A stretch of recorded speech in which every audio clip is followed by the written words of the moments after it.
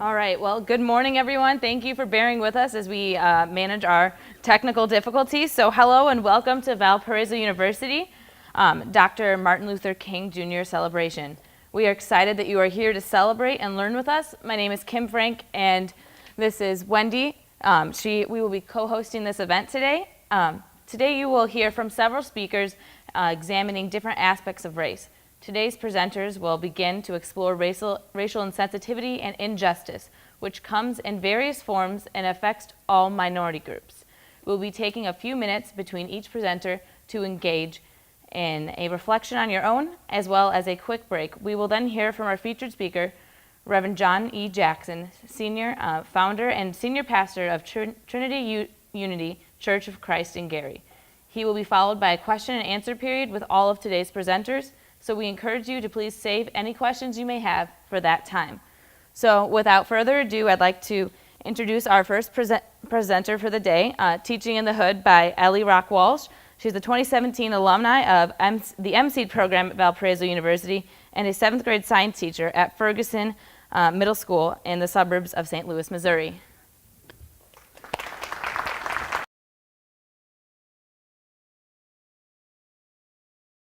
Hi.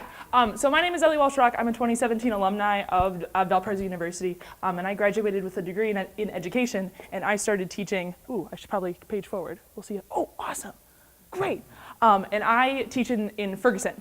So I have two quick stories to tell. The first one is about teaching in the hood. So when I got a job in Ferguson, I was really hesitant to say, oh, I'm teaching in the hood, but Ferguson really is the hood of St. Louis. And so when I got there, about 3 weeks into teaching, I had this student and sitting in the back of the room, and I was walking around, and I had said something, and the student from the back of the room says, oh, Ms. Rock, you can say that because you're teaching in the hood. And it was really, really funny. And so that's why the name of my presentation is Teaching in the Hood, because a lot of times I feel like, especially if you grow up in the suburbs of Chicago, it's really hard to talk about areas outside of cities that you have no understanding of what that even means. And also just a quick note, Ferguson, Missouri, so I actually do teach in the area where the 2012 riots happened, but I'm not gonna talk about that. If you're interested in that, I would be welcome to talk to you about that later, but that is not what we're talking about today. We're talking about teaching 7th grade, which is really fun.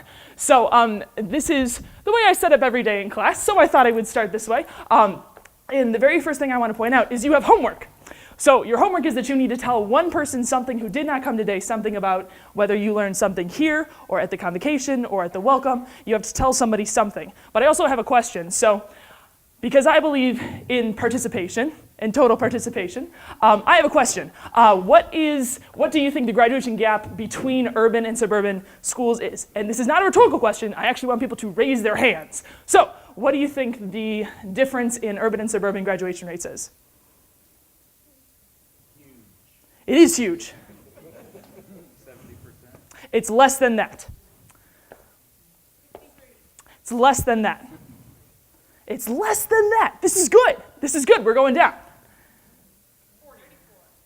34. Okay, 34 is actually the closest. The national rate is in urban schools about 53, and in suburban schools about 71 average, which means that the overall discrepancy in the nation is about 18%. This comes from a study a couple of years ago, but 18% is way too big. Way too big. And so because I teach in the suburbs of St. Louis, that's kind of where I'm focusing. And so I want to share with you some just numbers from my district. So I teach in the Ferguson-Florissant School District, and Parkway is kind of like a Valparaiso, kind of suburbs of Chicago, a lot of white students. And so when you look at the graduation rates, my district has a 72% high school graduation rate, and Parkway, which is a district 3 miles away, has a 95.7 graduation rate. And so when people look at these numbers, a lot of times they say, that doesn't make any sense, because we've got a difference of 25.7%, which should not be the case for kids that live 5 miles away from each other. But because of the way that our country works, we only see this, which is absolutely ridiculous. When I went to my interview to teach in Ferguson-Florissant, they asked me, why do black students and white students have different graduation rates? That should never be a question in an interview. This is absolutely insane, which is why the bottom line, because we're using education terms today, which is why the bottom line issue of this is that urban schools which have a higher percentage of non-white students see lower graduation rates because of external factors, not because of the racial makeup of the student body. But because of the systemic racism in our white affluent education system, kids who are not white get blamed for the lower graduation rates. This is, oh no, in white it says insane. This is insane. This is insane. What are we doing? What are we doing? Because kids are losing out on educational opportunities because the only thing that we're looking at is the racial demographics of our schools. So, okay, my formatting is a little bit different, so I get surprised every time I page forward and I see things. Okay, so I want to go through some reasons why students struggle in schools, because this is a really important thing to understand. Because when I talk about external factors, I'm talking about things that prevent students from being able to succeed in the classroom, being able to succeed in extracurriculars, on homework. There's a lot of different things. And so things like learning how to do school. I teach middle school, so when you show up in 7th grade, you don't really understand how to do school. So learning how to do school is a huge struggle for students. Social pressures. Oh my gosh, there's other people who are talking about me. You have a lot of bullying issues in middle school. Things like that you see all over the place. Hormone changes. Oh my God, it's the worst. So you have a lot of things that you deal with across the board. But then there's this other category. Things like inconsistent residency. At the beginning of the day, there was this wonderful statistic that I think it was like 48% of Northwest Indiana residents have a hard time paying their rent. Oh my gosh, you see that everywhere, but inconsistent residency is a huge issue. Lack of resources, things like not having food or clothing at home, and also this increased responsibility. I have a lot of students who are the parents for their younger siblings because their parents are not around. And also, this is the biggest thing that kids have absolutely no control over is teacher turnover rate, because it's as high as 20% in some urban schools. That means that 20% of teachers are leaving at the end of the school year to go somewhere else, which does not help students at all. So, because I've just graduated, undergraduate teaching programs do a really good job of teaching us how to deal with those things. We can take classes on this, we can take ed psych. This is really easy to deal with. Stuff like this, we're not taught how to deal with. Especially if you go to college in a place like Valparaiso, which has a wonderful undergraduate education program, but we don't have a lot of schools that deal with this. And we don't have a lot of students who are very willing to go out and say, oh, I'm going to deal with this, which is not bad. It's just really difficult to come from a place and then go someplace completely different. So, because a lot of teachers are prepared to deal with the top ones and not so much with the bottom ones, a lot of students fall through the cracks. So I was going to share 4 stories. I'm not, because I'm going to run out of time. I'm going to share 2. A lot of my students have really scary stories that I cannot even imagine dealing with being 12 years old. But to give you a clue about some of these factors that really influence the way you're able to do school, this is just a couple of them. Not quite sure who's first. Desiree? Desiree is a great story, but I do want to talk about Anthony. So Anthony is a student who did not make it in my classroom. He was in my science class for the first month of school, and then he was actually moved to a social skills class because he receives really expensive special ed services and was not ready to work in a group dynamic, which is the way I set up my classroom. But now he's not in school. He receives homebound services because of the way the system is set up. Special education services were not prepared to deal with a student like Anthony who has really intense needs in terms of oppositional defiant disorder and really, what else do I have up there? Emotional disability. He also receives services for writing, but so much so that it's really difficult to equip general education teachers with resources to help him. Another student who did not make it in my classroom is Lamaya. Lamaya was kicked out of school in October because of residency, so this is something that I was not prepared to deal with when I showed up in Ferguson because a lot of my students are moving houses all the time. They move from grandparent to aunt to parent to older siblings and for a variety of reasons, but especially in our district, a lot of students, not a lot, but a higher percentage than I would think will bus themselves in from the city on the city bus system, wait at a Ferguson-Florissant bus stop, and then walk to school from the bus stop so that way it looks like they're taking the bus from our district. And students will do this for years. They will go all through middle and high school pretending to live in district because our schools are better.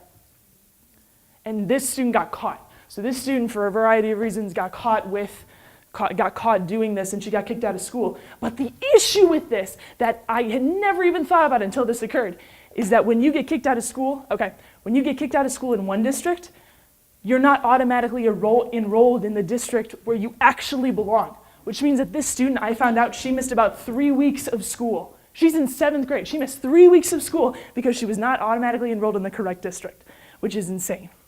So I'm not going to talk about the last student, even though his story is really wonderful and I would love to share it with you. So the issue that we're talking about here is that urban schools have lower graduation rates because of factors outside the influence of students. And so we need to be focusing on these issues to increase graduation rates rather than the racial demographics of our schools. And this starts with teachers.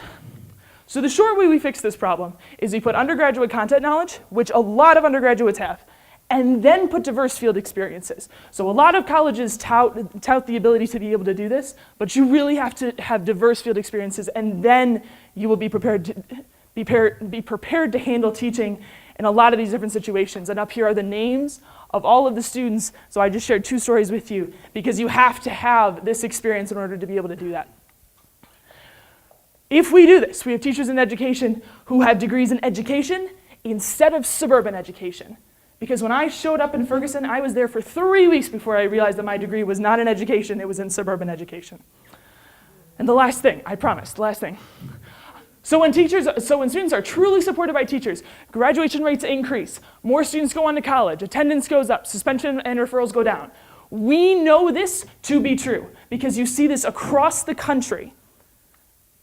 But this can't happen unless teachers understand the job they are walking into and how to work through things that you only really see in an urban environment. And then, if you work in an urban school, you roll up your sleeves every single day, and you go into that school ready for absolutely no idea what's going to happen, which you do wherever you work. But especially in an urban school, you need to be ready to give students the academic support and the confidence to achieve your dreams that every single student deserves the opportunity to do so.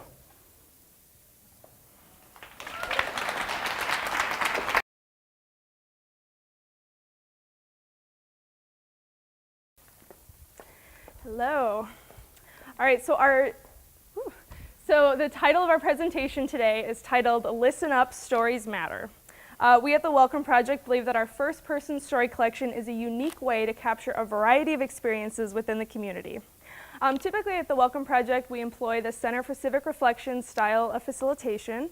It usually revolves around an object that we use to generate organic discussion around. But today we do not have time for a full facilitation, so we're offering you just the briefest taste of that.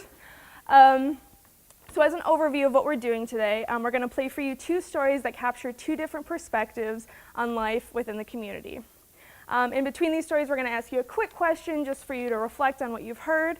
And then after having heard both stories, we're going to come together, discuss our answers, and then finally we'll wrap up giving our thoughts on the power of storytelling, the power and problems of storytelling, and why coming together to talk about stories matters. So in the first video we're going to play for you, it's titled Culture Shock. It's from a Valpo alumnus who identifies as being part of both the Hispanic and African American communities. And in this story, he reflects on his time at Valpo after having come here from the south side of Chicago. So let's take a listen.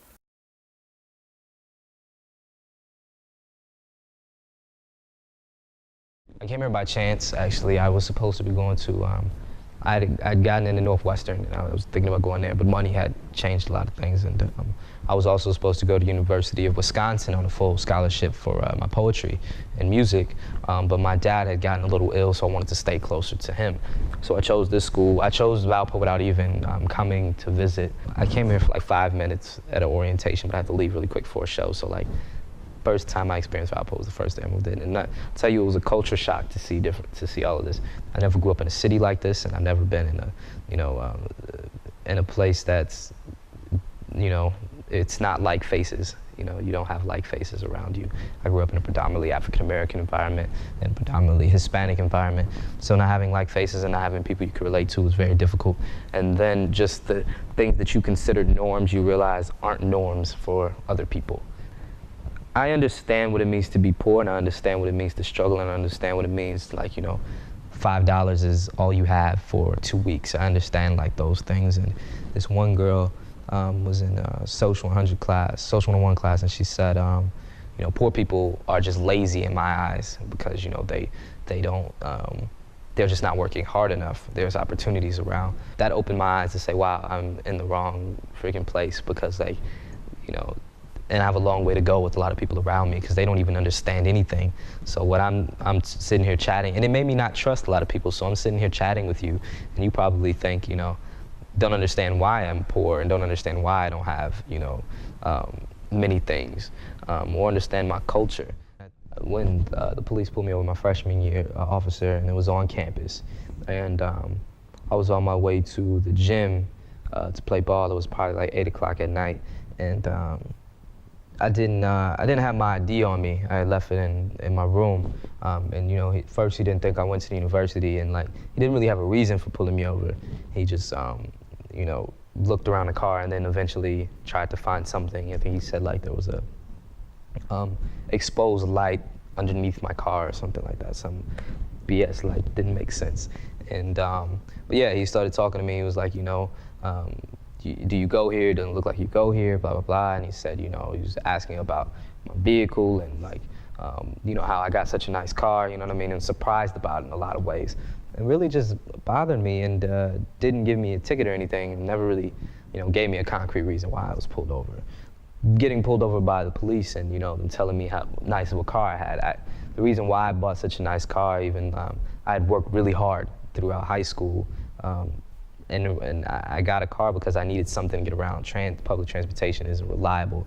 But then there are certain things like that you take pride of, like from Hispanics' point of view, you take pride in like the vehicle that you drive. For the African American point of view, you take pride in the clothes that you wear. So when people question, you know, the priorities that people have and why you buy certain things, that's something that people didn't understand. So when the cop pulled me over, he's like, you know, why do you have such a nice car, blah, blah, blah. If you're from here and from here, I'm like, you know, maybe you don't understand, you know, this is part of just how I value, like, you know, success and how I value different things. So it was interesting because my freshman year, I got pulled over probably over 20 times my freshman year and never got a ticket for anything. I just kept getting pulled over within the city of Valparaiso and also on campus as well. So that was a different experience. It stopped happening after I started working in the marketing department and I started, you know, shaking people's hands and people started to get to know me and know who I was, know my background, know my success and, you know, my performance things, and found out that I wasn't just, you know, I guess their perception of what a mixed kid from the south side of Chicago is. After that, then people started being really nice to me. I can go shake the police chief's hand here and they know me, and, you know, anything I need, I can call them right away and they'll help me out. But that's when it started to happen, is when I started to show ways, I guess, that I can help them and show ways that and show them that I'm not, you know, I don't know, whatever they want to perceive me as. I'm not mad about it because I know it's a part of life, and I know that there's certain obstacles and there are certain faces that you have to put on and certain roles that you have to play, and there are certain things that you have to do that may not make sense and not be, you know, not even be right, but in order to progress, you have to do it. I know that, and I learned that at a very early age, so it doesn't really bother me as much. I think I've become really desensitized to it over the years. So after having heard this first story, I just want you to take a moment to think about or write down why you think this story matters for Valparaiso. So just take a moment.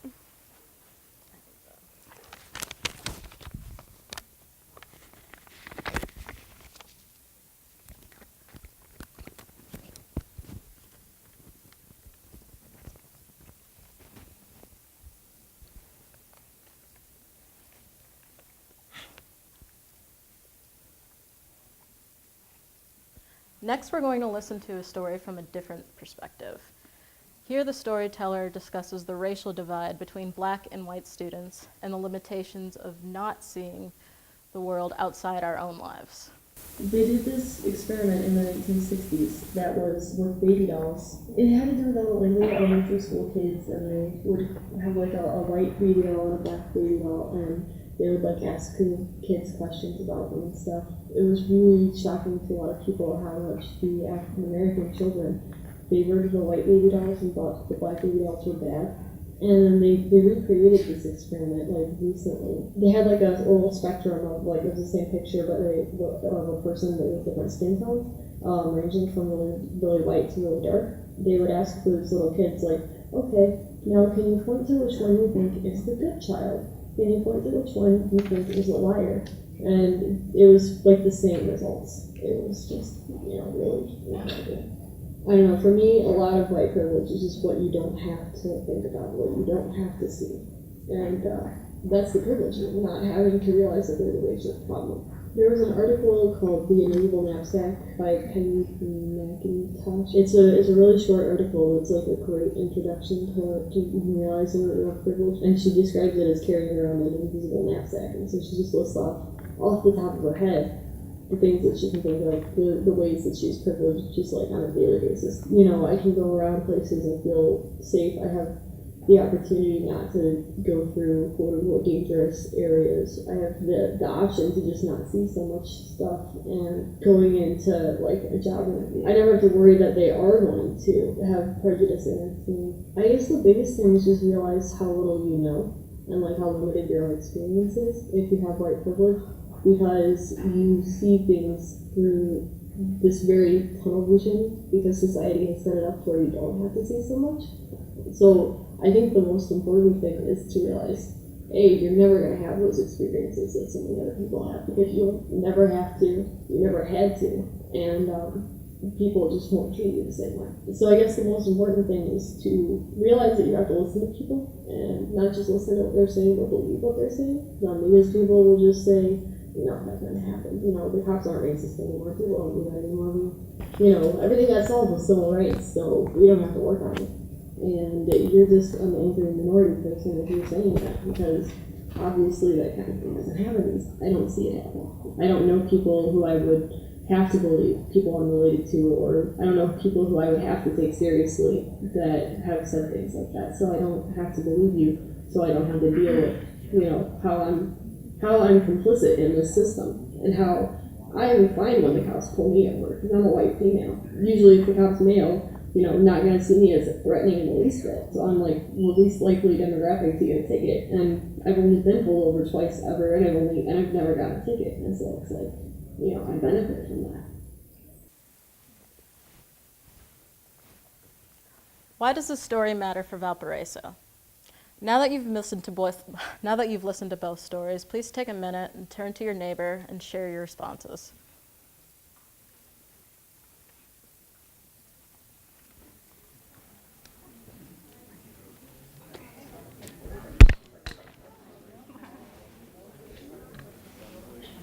Squashed them together.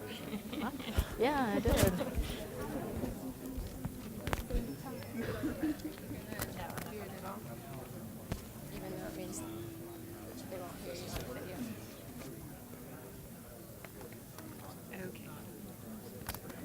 I'll just clip it and you can tuck it in your pocket.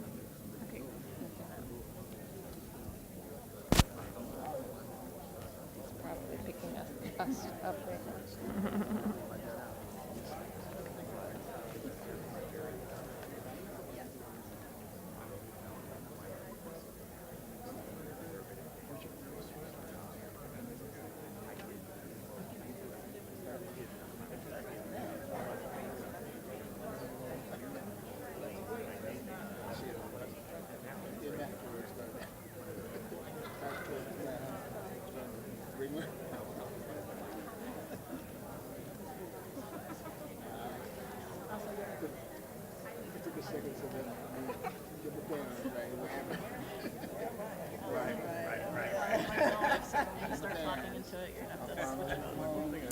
Do you need to switch it on? Okay. If you could, with the people that you have been talking with right now, get a word or a phrase for why these stories matter to Valparaiso. If you could get it into a word or a phrase, we're going to do a quick popcorn round response. I'll take 3 people from that section, 3 people from this section, etc. And if you would, just like popcorn, shout out your word or phrase. So I'm going to give you like 30 seconds to, with the people that you were talking to, can you get in a word or a phrase why these stories matter to Valparaiso?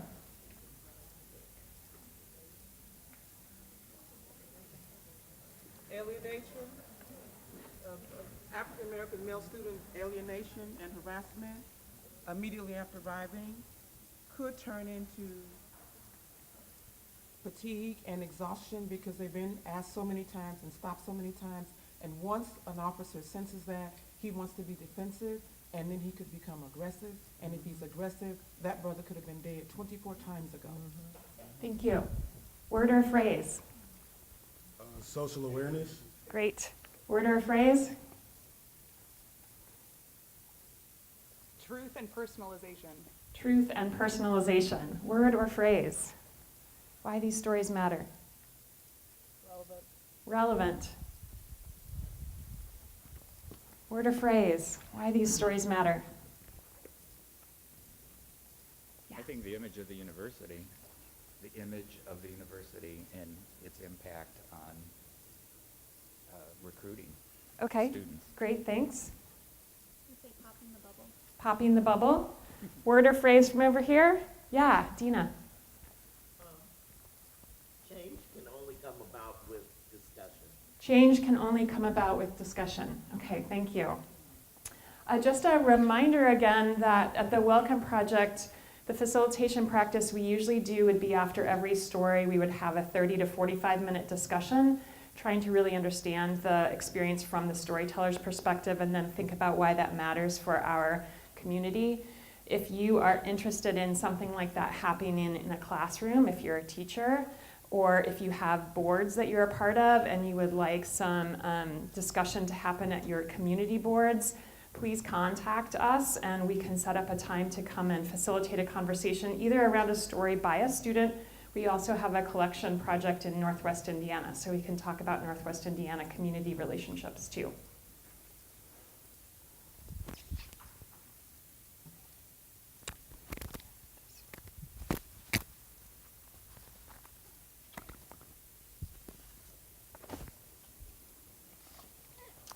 I'm going to take just a few minutes to talk about our practice and why stories matter, but also how they can harm. In the past 7 years since starting the Welcome Project, we, and by we I mean not just we, but also many students, several alumni and community volunteers, have interviewed over 300 people spanning from Gary to Katz. Katz is a small town 20 miles south of here. And from those hundreds of hours of footage, we've produced around 250 stories, which you can find online. It feels like we're just getting started. We all know the power stories have. Stories dominate the news. There's the Moth Radio Hour, TEDx.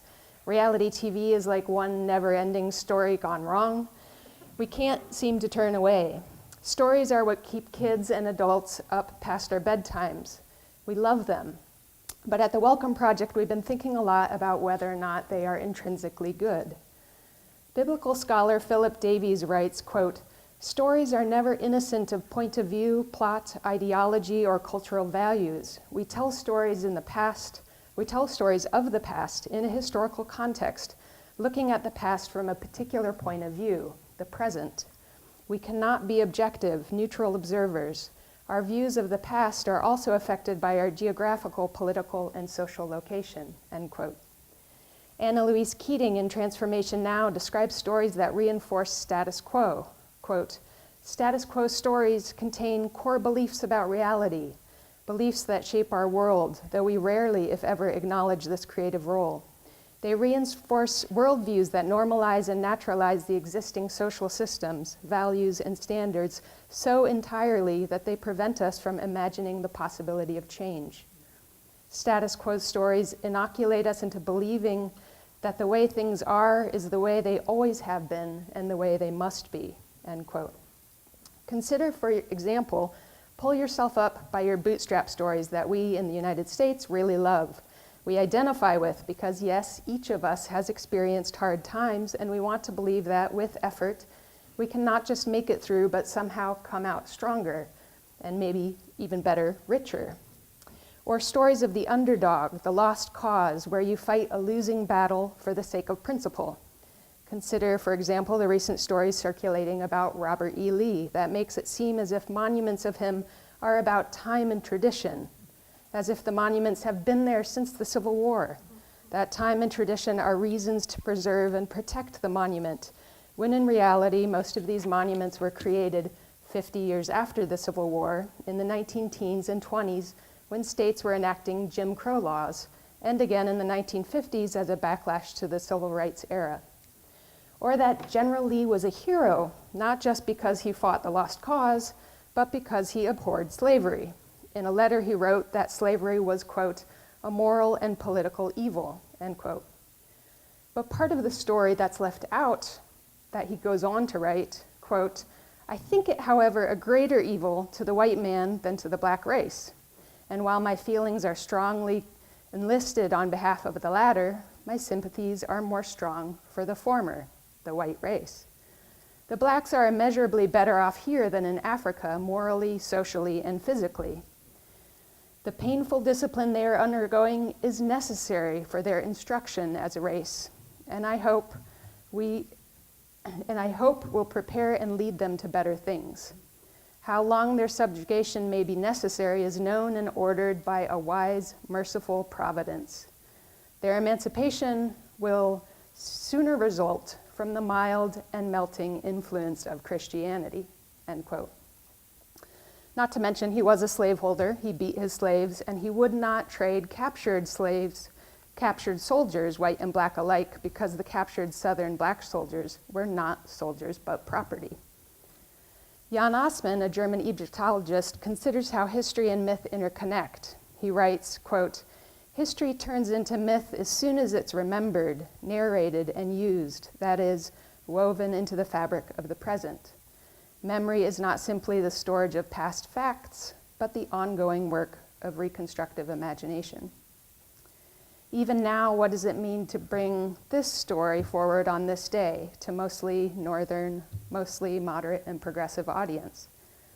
It would be easy to dismiss or belie the fact that we also circulate status quo stories on a regular basis.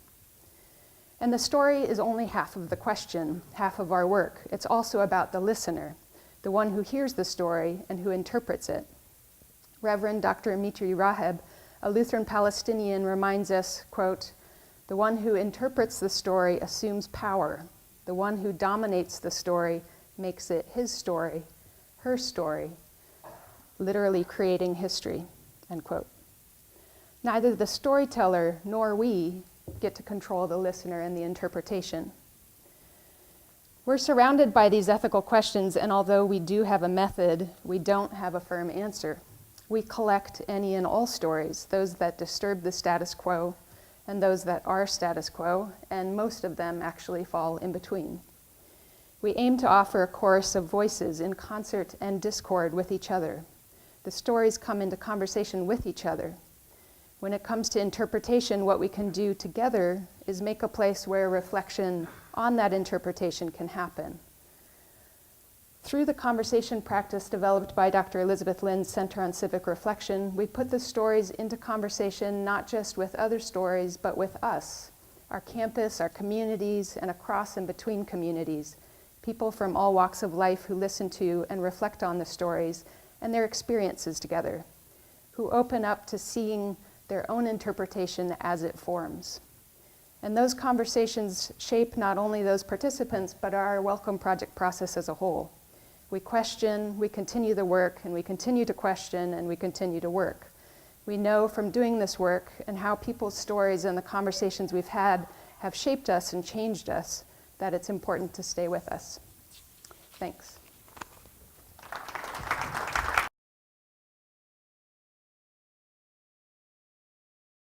Okay, so for today then, we're going to have 5 goals during this talk here.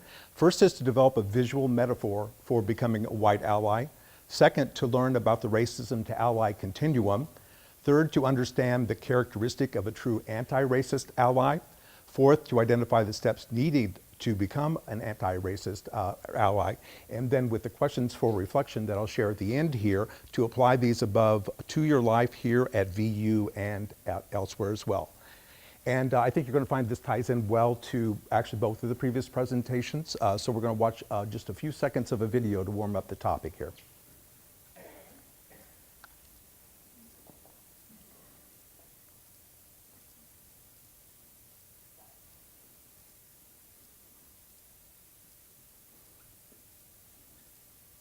Hey friends! So I'm trying something different with my setup, and I don't know if it's working, but you will deal.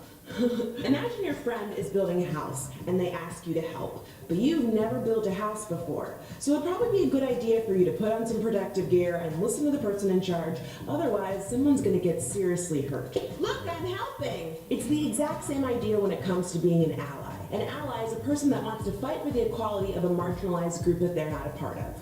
We need your help building this house, but you probably should listen so you know what to do first. Let's do this. So here are my 5 tips for being able to break it down for you nice and easy. Privilege does not mean... Okay.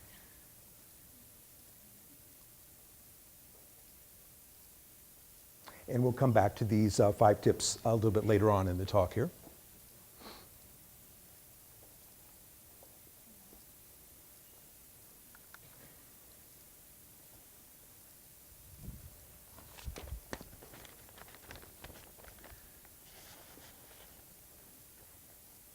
Okay, so we're going to start with an experience though. We know from psychological research that people make hundreds of judgments within the first 15 seconds of looking and being with another person.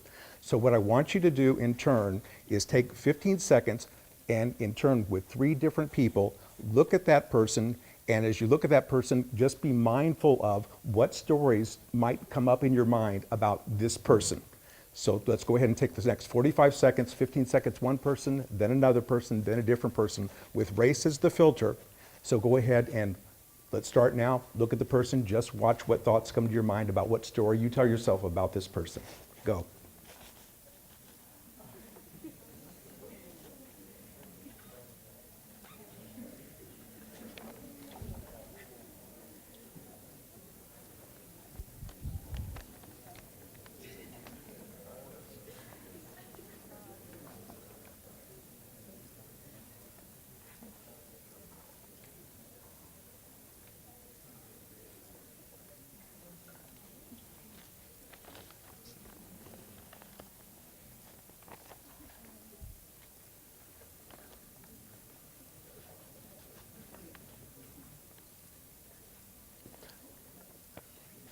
Okay, so one of the things I want to say, because you may be saying, what kind of a person I am that I would make kind of judgments, is that this is hard. We know this is hardwired into us as a species to make generalizations. It's actually very adaptive, but it becomes very destructive when it comes to issues concerned with racism.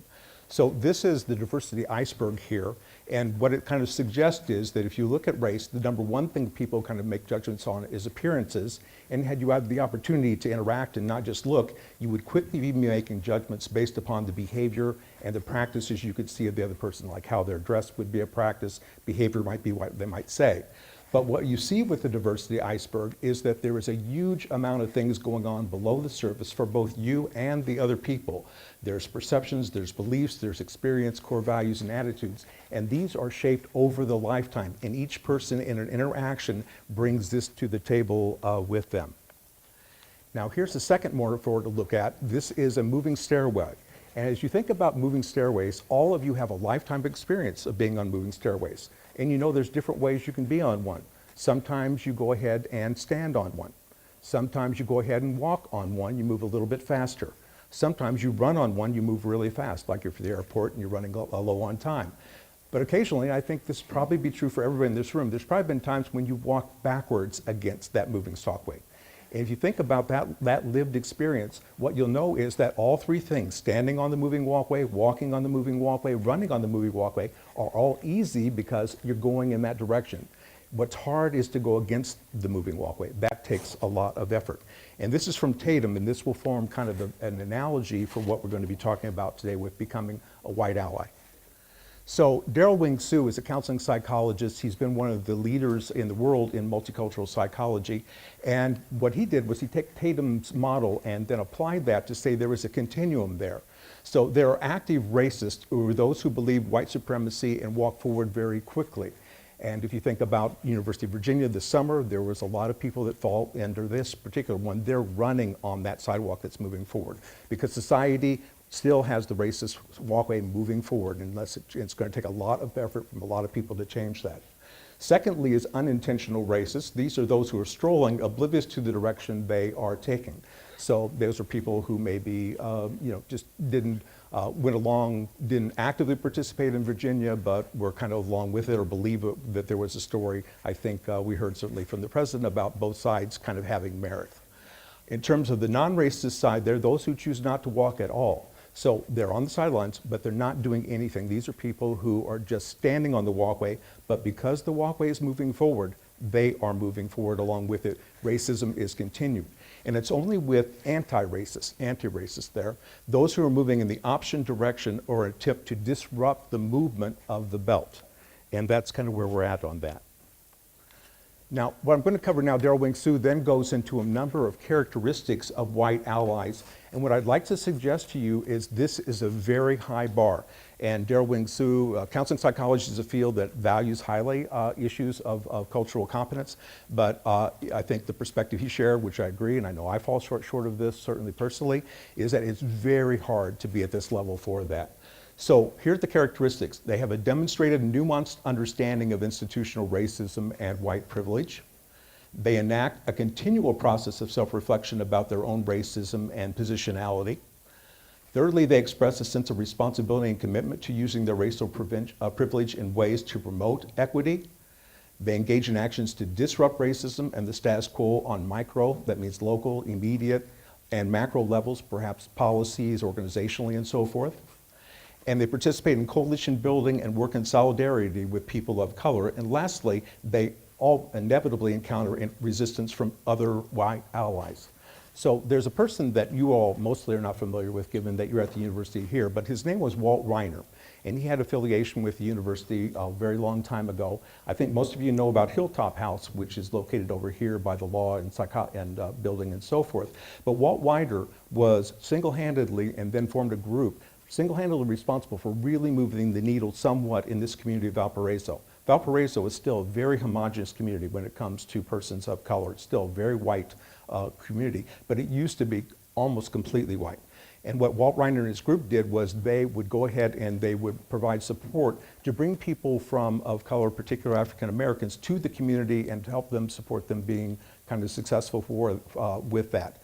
It led to the formation later on of Hilltop House. His daughter is Beth Gingrich. She teaches here in the law school.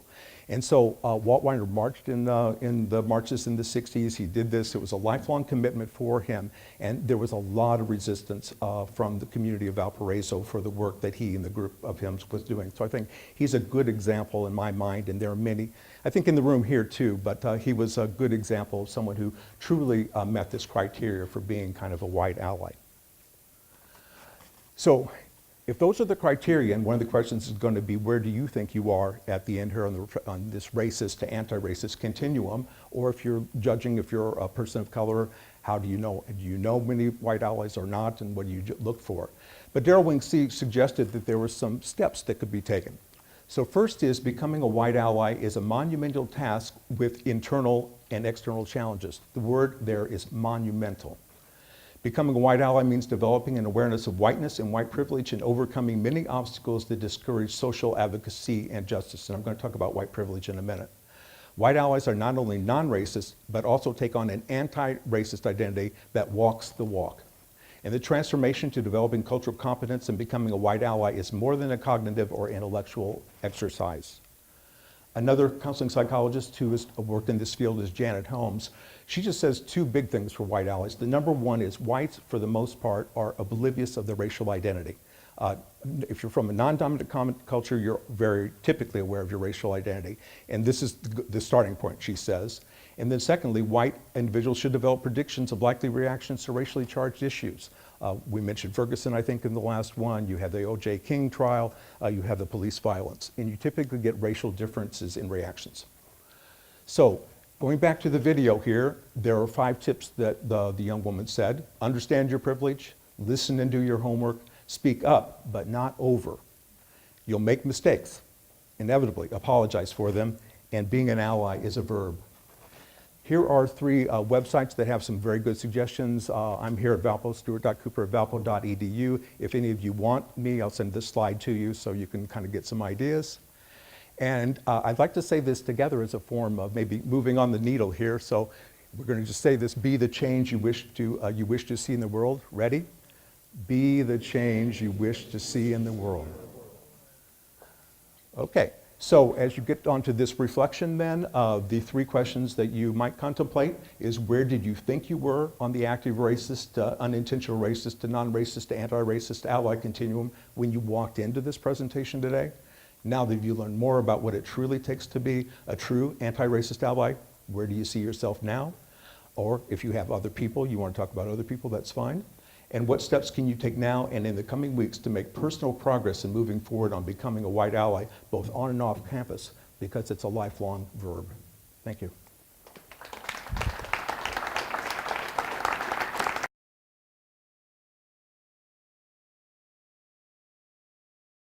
We are so excited to have our featured speaker up next, the Reverend John E. Jackson Sr., founder and senior pastor of the Trinity United Church of Christ in Gary. A native of Chicago, Illinois, Reverend Jackson received his Bachelor of Science and Master of Divinity degrees from Loyola University and McCormick Theological Seminary, respectively, in Chicago.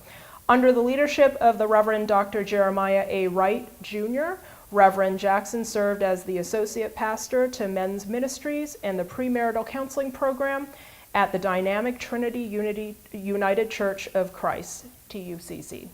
In this capacity, Reverend Jackson not only provided pastoral leadership to the various men's ministries of Trinity UCC, but he also facilitated a weekly men's Bible class and organized the quarterly men's worship service. Reverend Jackson also developed the annual men's prayer breakfast into an annual men's conference, providing opportunities for workshops, lectures, and worship to over 500 brothers in Christ each year. In 2004, Reverend John E. Jackson Sr. was called to serve as senior pastor of the Trinity United Church of Christ in Gary, Indiana. Since its first worship service, the second Sunday in October 2004, Trinity UCC Gary has been consistently growing. In order to accommodate the ever-expanding ministries, Trinity UCC Gary completed construction of their new sanctuary for worship and held their first worship service in the new edifice on October 5th, 2008. It is located at 1276 West 20th Avenue in the city of Gary. Trinity UCC Gary is a congregation that believes in both arms of the cross of Jesus Christ.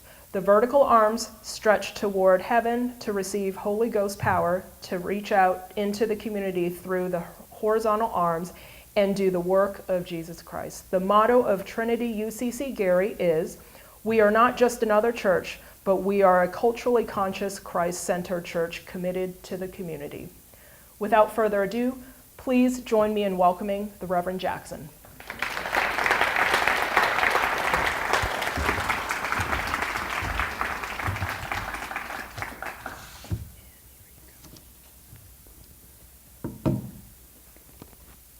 Let's see here now. Okay. I think so. Thank you.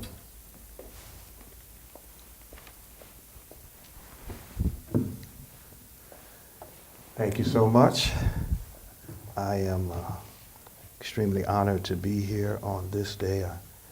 I give thanks to those who have come before me in their presentations. And can we give a round of applause to all of the presentations we've heard so far?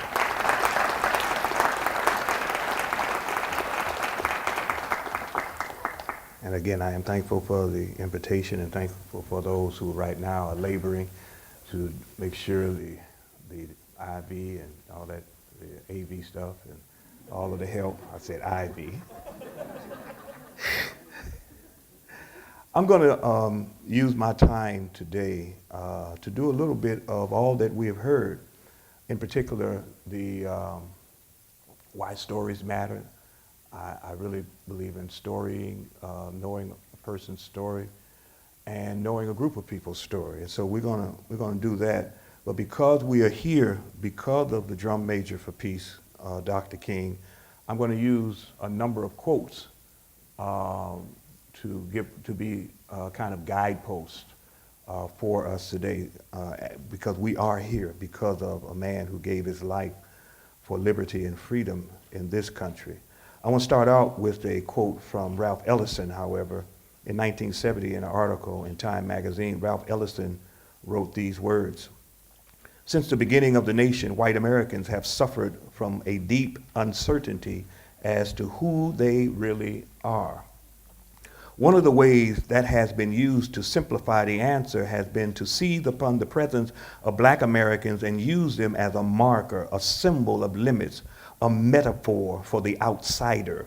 Many whites could look at the social position of blacks and feel that color formed an easy and reliable gauge for determining to what extent one was or was not American.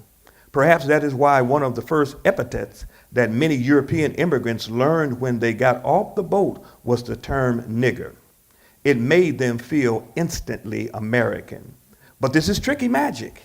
Despite his racial difference and social status, something indisputably American about Negroes not only raised doubts about the white man's value system, but aroused the troubling suspicion that whatever else the true American is, he is also somehow black."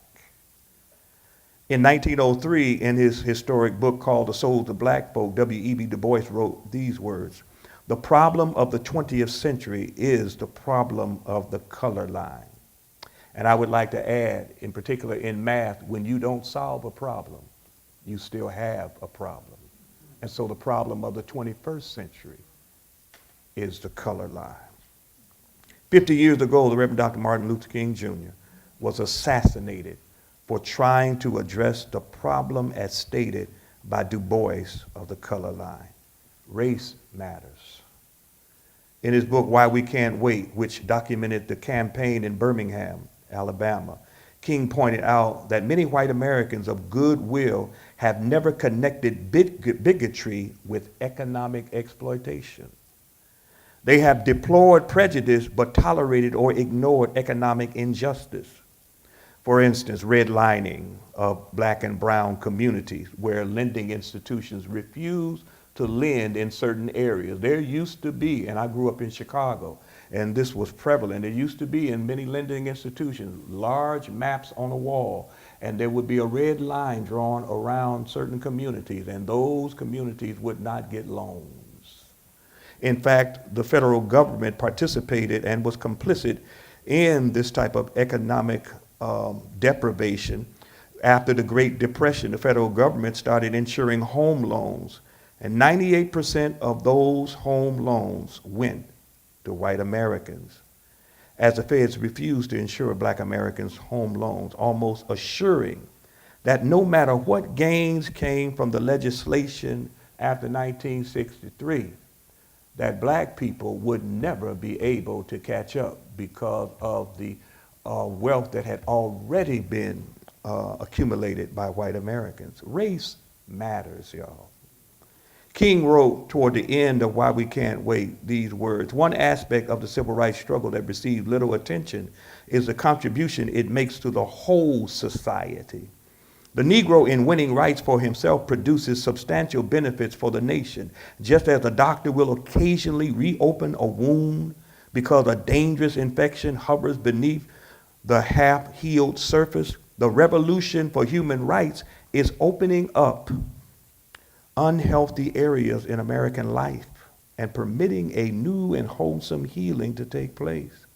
And so in that respect, allow me to retell a sad story so that we can have some context concerning Northwest Indiana and hopefully understand why race matters and which race has benefited disproportionately over another race.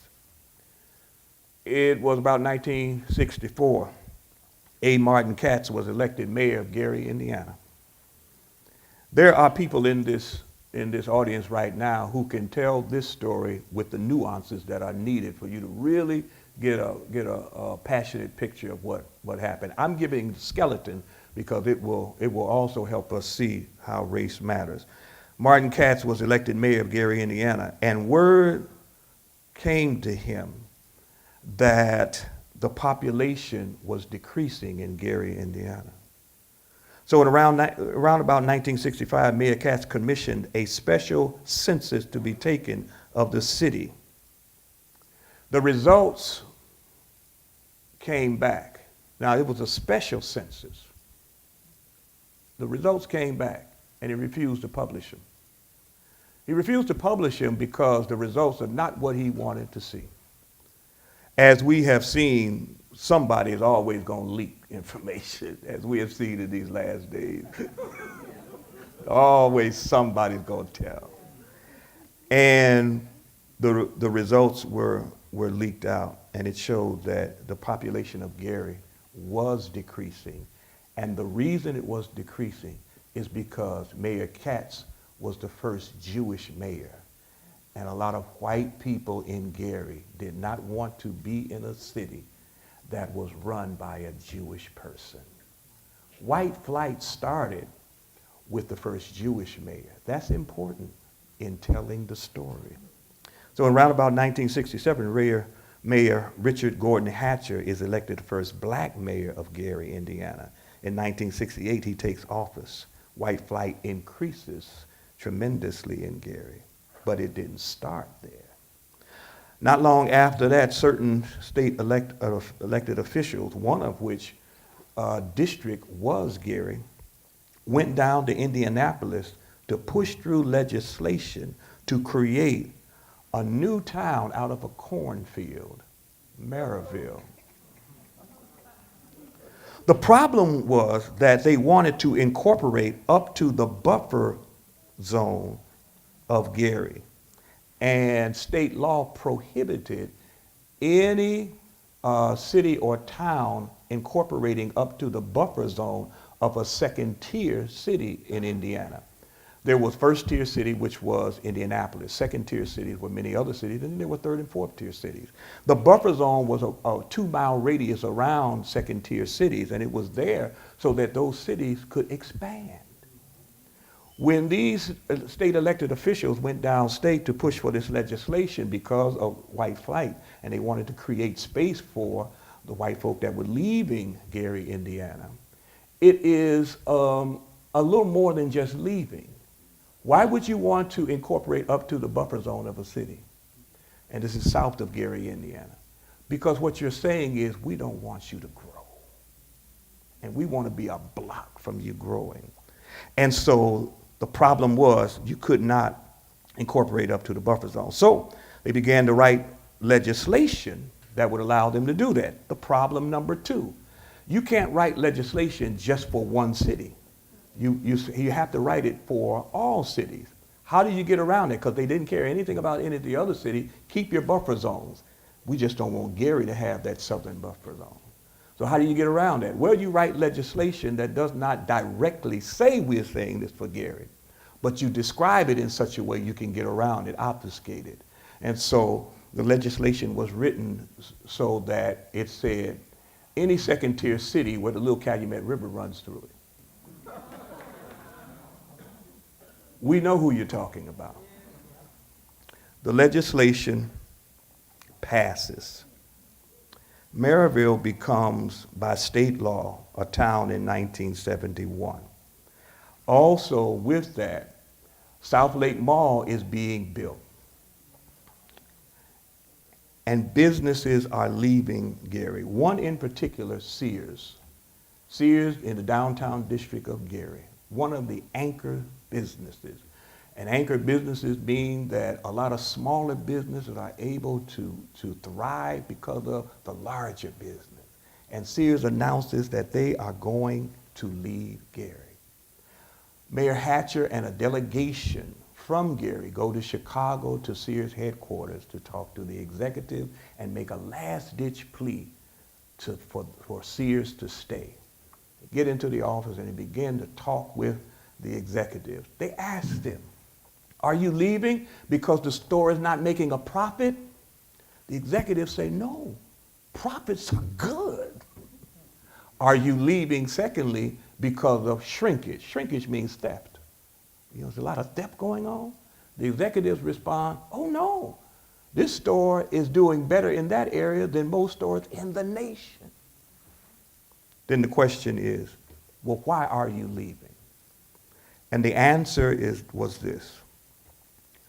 The executive said, the future lies south of Gary. Somewhere around 1974, South Lake Mall opens, and guess what? Sears becomes the anchor store there. What does that tell you? What do you think, what kind of psychic trauma, emotional damage do you think that does to a people in a city to see that they are being literally strangled? And it didn't end there. News reports and things like that to demonize and demean the city of Gary. Think about that. The second example I want to raise up is East Chicago, Indiana. Now, the crisis in Flint, Michigan, the water crisis, the contamination by lead, rose to the fore in around 2014. It has been about 4 years. And black and brown people in Flint, Michigan still don't have clean water. 4 years, they still don't have clean water. Think about that. What kind of psychic trauma to see that the people in elected positions don't care enough for you to have clean drinking water. Yet, what has not gotten as much national attention is the lead contamination going on in East Chicago. According to a report titled East Chicago Toxic Crisis Stakeholder Roundtable and Listening Session, the report shows that there are roughly 29,000 people who live in East Chicago. Approximately 90% of them are people of color. I'm telling you, race matters. As early as the 1980s, the EPA, I said the 1980s, the EPA found that United States Steel lead plant exceeded allowable limits of soil and water contamination by that plant, 1980s. In 1985, the plant left the community, but the contamination remained in the soil. 1991, the health department began to test children for lead. 1997, high levels of lead were found in the soil testing of 3 areas of property around the Cary Ghosh School. 2003 to 2006, the EPA found high levels of lead contamination on the residential properties north of the site where the United States Steel plant was located. 2006, the EPA excavated 13 properties considered time critical. 2014, the EPA established consent decree between Atlantic Richfield and EI DuPont, Denors and Company to hold them accountable for contamination in EPA zones, which led to a $26 million cleanup fund, which was supplemented with another $16 million. August 2016, 1,100 households in the West Calumet complex were told they had 60 to 90 days to vacate their homes. No resources to vacate, just get out. A lawsuit was filed to extend the vacate date, yet there are still people on the site. But even beyond that, think about the people who have matriculated all these years throughout with their children who have drank contaminated water, moved away, but wondering why my child is not doing well. Since the 1980s, this was known, y'all. Race matters. We must remember that King was first and foremost a trained, ordained member of the clergy who intentionally tried to live out the compassionate and caring ministry of Jesus Christ. He actually attempted to define what it really means to be an evangelical when he quoted, when the text is quoted from Isaiah by Jesus in Luke, the Gospel of Luke, that says, "The Spirit of the Lord is upon me, because he hath anointed me to preach the gospel. That's good news. That's evangelical to the poor. He hath sent me to heal the brokenhearted, to preach deliverance to the captives and recovering of sight to the blind, to set at liberty them that are bruised, to preach the acceptable year of the Lord. That's what it means to be an evangelical. I slipped that in there. This identifies that those who are people of faith, evangelical, and those who are people of goodwill must stand with and for people concerning adequate, affordable health care. Must stand with and for people having a living wage. That's how you become an ally. Stand with and for women, in particular black women, who are struggling against patriarchy, sexism, sexual harassment in the workplace, and women's reproductive rights. Our church was just involved in discussions and advocacy on behalf, in particular, of women in the community, because Franciscan Hospital and Methodist Hospital wanted to merge. Well, it wasn't a merger. You got to tell the story right. It was a buyout, because Franciscan has the money. They're a Catholic hospital. And their religious beliefs would come with them. So if they were able to take over Methodist hospitals, no reproductive rights. How are we protecting people from neoliberal market culture and corporate greed? Where and how are we addressing the fact that black men, women, boys, and girls have been disproportionately incarcerated for using drugs like marijuana, but now white men and women can now sell marijuana because a number of states have decriminalized it? And how do we begin to rectify how black people were demonized and penalized for addictions, but now that white children use meth and opiates and it has risen to record levels, there is a push for compassion and treatment for them, and it should be. Dr. King said in Why We Can't Wait, I have been gravely disappointed with the white moderate. I have almost reached the regrettable conclusion that the Negro's great stumbling block in his stride toward freedom is not the white citizen, counselor, or the Ku Klux Klaner, but the white moderate who is more devoted to order than justice, who prefers a negative peace, which is the absence of tension, to a positive peace, which is the presence of justice, who constantly says, I agree with you in the goal you seek, but I cannot agree with your methods of direct action, who paternalistically believes he can set the timetable for another man's freedom, who lives by a mythical concept of time, and who constantly advises the Negro to wait for a more convenient season. Lukewarm acceptance, Dr. King said, is much more bewildering than outright rejection. He intrinsically believed, because of his faith, that we could create a beloved community, y'all, if we honestly endeavored to value one another regardless of race, religion, or class, if we had concern for one another, compassion to empathize with other people's stories and their plight, and then the conviction to do something about it regardless of who it upsets in our families, in our neighborhoods, and in our nation.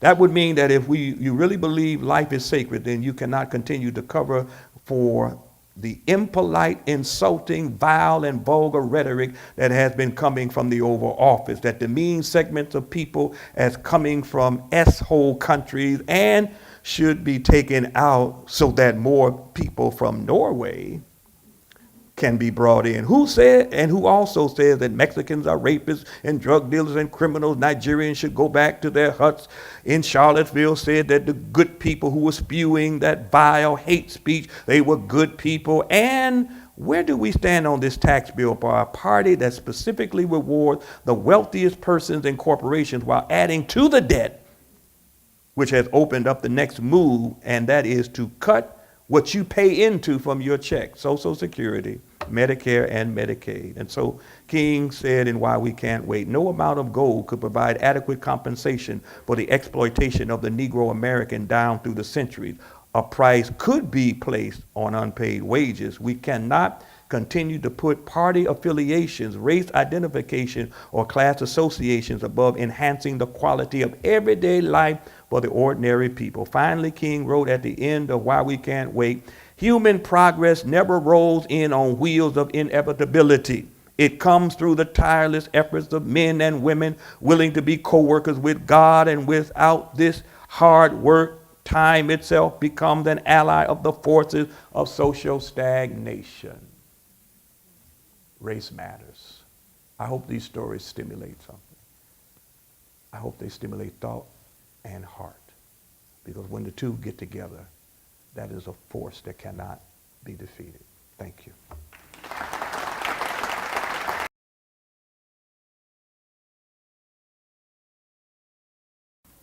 Kim will be running around reaching audience members that have a question for any one of the speakers for this morning.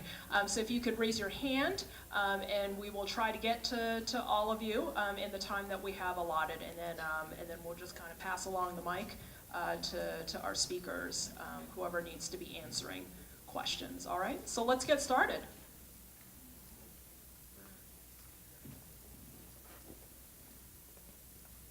So, Dr. Alveda King, who's the niece of Martin Luther King, recently came out in support of Trump and saying that he is not a bigot. Is she wrong?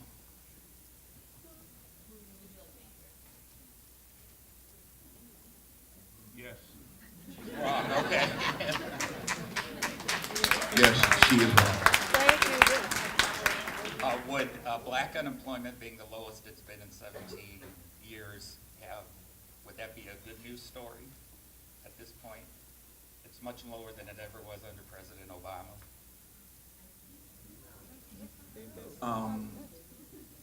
It's a little more nuanced than that.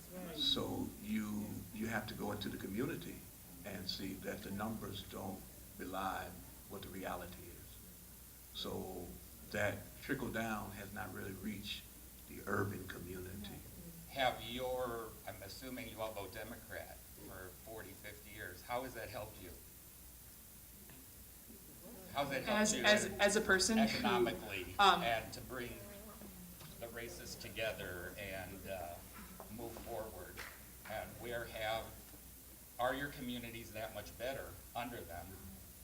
Last question. Well, I think we should stick to questions regarding today's topics. And, so if you have an answer for that, Ellie, and then so as a young person who has lived in the suburbs of Chicago and now lives in an extremely segregated urban city and works in the suburbs of that urban city, and I've lived all around the Midwest in a lot of different communities over the last 5 years, I would just like to echo what Reverend Jackson just said, is that the importance, and I think what we've all said today, is the importance of learning stories of your community and stories of communities that you are not a part of is such an incredible thing, and it is so important. And we could talk about politics to the end of the day, but that's not the point. The point is what's the story you have to tell, and what am I not hearing in your story that I don't understand? Because that's ultimately what the point is that we've all said today. So that's my 22-year-old perspective of this. Does she not have a story to tell then? I do think that this is a conversation that Kim just said that any of us would be welcome to have with you outside of right now. But thank you for sharing your opinion in a room of people who you admittedly said are mostly Democrats. So I think that is a conversation for another time, is what Kim just said. Anyone have any other questions?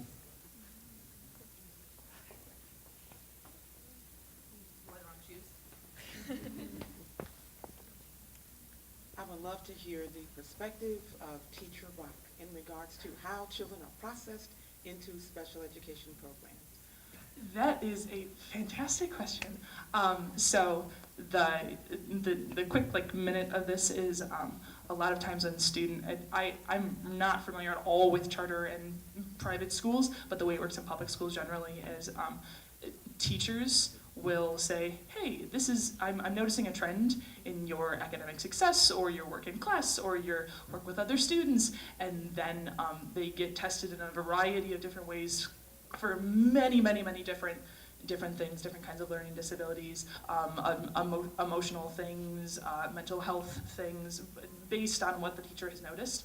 And then there are certain, based on the state that you go to, there are certain things that come from those test scores. So if a student's, so in Missouri, if your IQ and your reading level are a certain number of points apart, then you qualify for services in writing and reading.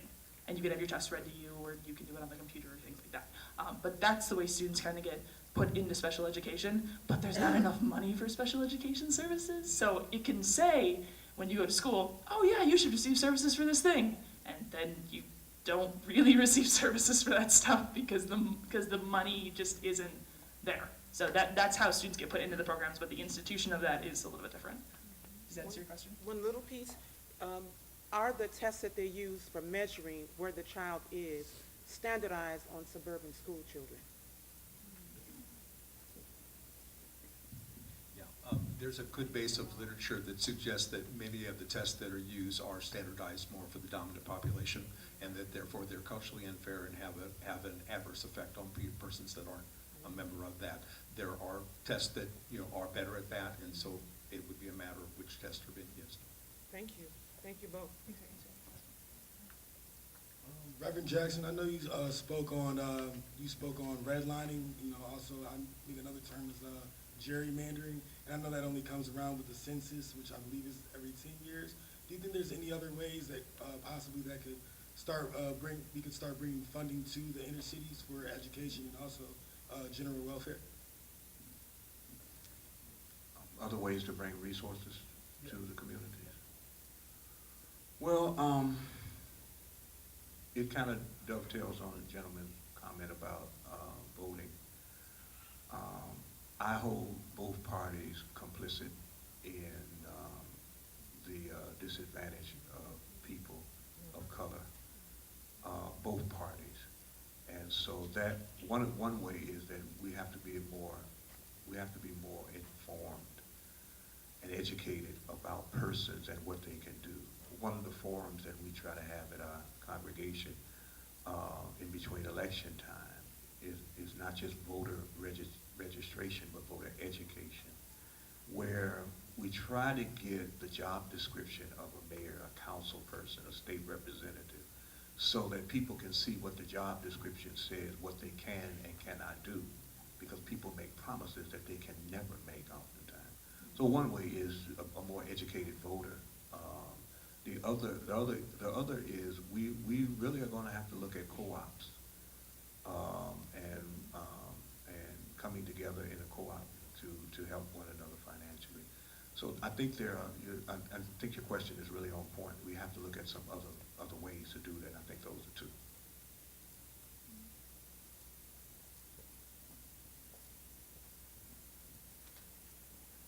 Yes, could the panel speak a little bit more about the systemic nature of white privilege and white supremacy based on the conversations we have had thus far, that how that works and has tendrils in even settings such as this?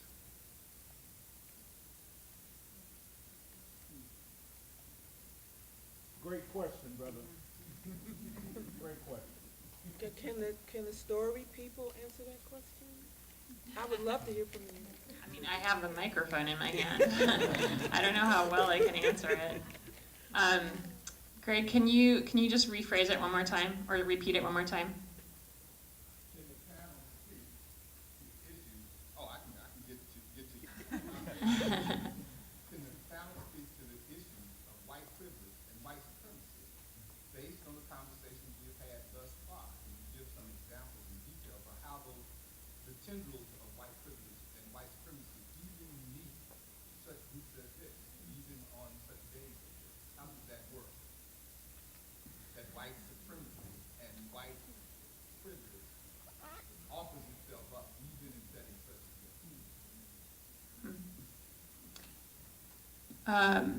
I mean, the first thought that comes to mind for me is that supremacy is something that's not visible. So I tend to want to think about policies that are in place that might advantage certain people over others. But my most recent work with story collections actually is less about our university in that regard and more about like Northwest Indiana. So when Reverend Jackson mentioned redlining, that was a federal policy that was established by FDR's administration. Speaking of party choices, political parties, I was shocked as a moderate progressive white person to find out that FDR, who we hold up and laud as a Democrat of great regard, is, I think that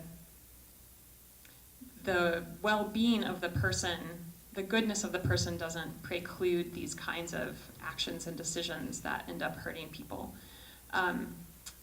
So with redlining, certain neighborhoods based on race predominantly were not allowed, the residents of those communities were not allowed to get mortgages that they needed for buying houses or renewing their housing. And that meant that there were neighborhoods that were being not paid attention to in terms of the kind of resources that they could have. Another federal policy that came on the heels, I would say, of redlining as open housing laws from the civil rights movement began to challenge where people were allowed to live. There's a Highway Act in the 1950s that was Eisenhower's administration that really bolstered the support and resources that were going into the suburbs. And that also happened to be where white people were moving as they left the cities. At the same time that resources were going into the infrastructure for the interstates, that same kind of federal funding wasn't going towards, say, public transportation in cities. And so, again, cities were being left behind as suburbs were being given more resources. I don't know, Greg, that this is getting to your question exactly, but I'm trying to, when we talk about, sorry? Well, yeah, so I think Ta-Nehisi Coates' reparations article in The Atlantic is going to do a much better job of this than I can do. He talks about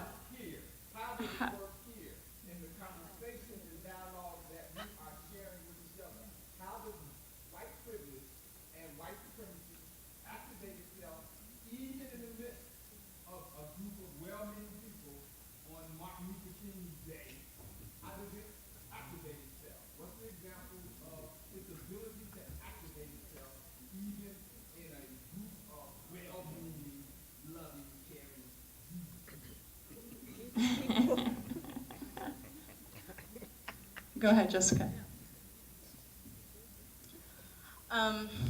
Trying to figure out how to answer the question. I'm having difficulty, and I think a big part of that is white privilege. And that's something we've been discussing. Like, we are well-meaning, loving Jesus people, and the white privilege comes in, it's hard to answer the question. Because I don't know the answer. It's hard to find the answer when you're trying to bring about change, when you're trying to bring about anti-racism, when you're trying to be an ally. You can't really be the person you want to be. You can't really be that person because you don't know the struggles. You don't know that because you're white privileged. And it's hard. It's hard to find that answer. That's mine. We've got about 5 minutes left, so probably time for a couple more questions if possible.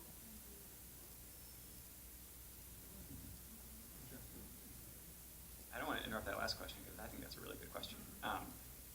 And can I add one thought or before I ask my question? The thing that comes to mind for me is that that question really makes me think, or thinking about my answer to that question is just because it's fun to do is while you guys are answering, makes me deeply uncomfortable, right? Deeply, deeply uncomfortable, and I think that's for me, that's part of it. My question was for Reverend Jackson. That story that you told, or the stories that you told about the history of Northwest Indiana, I think are really important. They're stories that I didn't learn growing up in Valparaiso, stories I didn't hear about or know anything about growing up in Valparaiso. And so I'm glad that you're here to tell it, and I assume that you probably tell it in places where it makes people feel uncomfortable around Northwest Indiana. My question is, what type of reaction do you get in predominantly white communities when you tell that story, or those stories? And do you think that, and maybe Allison, you might be able to touch on this too with the Story Project, but do you think that Northwest Indiana is coming to grips now with the history that, of the last 50 years? So the responses will vary, to response like, I got here is just kind of, wow. The other responses sometimes, are like, no, that can't be true. There are other reasons, and it comes out of, a perspective that has been placed in someone by others that, is pejorative and produces paranoia. And so it varies. There's a story about Valparaiso. This at one time to black folk in Gary, was a sundown town. Be out by sundown. Oh, you gonna be hurt. It's serious. And so there's a lot of work to be done to help people feel for other people, as opposed to the paranoia that has been pushed about people. There's a lot of work to be done. One more question that we'll take from this young man. Like, what can kids do to make a difference? Hi. So, oh my God, yes. The thing that I have seen, so I teach 7th grade, so my students are 12 and 13, and I teach in middle school, so it's 7th and 8th grade. And the thing that I have seen students do at my school, and then also at the schools that I've worked at in Valparaiso, and in Portage, and in where I'm from in Illinois, and in Michigan, and Wisconsin, and every single place you go, you tell people what you're going to be when you grow up. And you say, this is my dream, and I'm gonna do it. And if anybody tells me I can't do it, I'm gonna do it anyway. Hear, hear. Because it's those. That's exactly it. Because if you can say to yourself, if you wake up every single day and you say, this is what I'm gonna be, and I'm gonna be the best person I can possibly be, and I don't care what anybody says to me. If they tell me I can't do it, I'm gonna do it anyway. That in yourself is the most important thing you can possibly do. And if anyone else wants to add something, but that's my answer to that question. Thank you so much for asking that. You're awesome. I just wanted to respond quickly to Greg, your question. I think one of the clear ways it's showing up is there are 6 out of 7 people on this panel who are white on a panel about race. I think it shows up in other ways in this university. You can look at the student demographics versus the faculty and staff demographics. And of the faculty and staff demographics, people of color, what positions do they hold versus white people in this place? You can look at the demographics of the city of Valparaiso versus Porter County. You can look at the demographics of Porter County versus Lake County, and a long history there. When we're talking about stories, one of the status quo stories that we can draw specifically from the region, which Reverend Jackson mentioned, is the story of white flight from Gary, which often is a story that doesn't account for black empowerment and black power in Gary and in the African American community. I think there are lots of ways that we're living it out today in this place. Thank you, Liz. Please give a round of applause to all of our presenters today. And all of the folks that have contributed to the question and answer period as well. It's very important to have this dialogue and to keep it going. And we really hope that you will find ways to keep the dialogue going as you head in to lunch. For those of you who are registered for lunch, you may head over to the Union, the ballrooms of the Union. Lunch will start at 12. The Union's ballroom should be open now.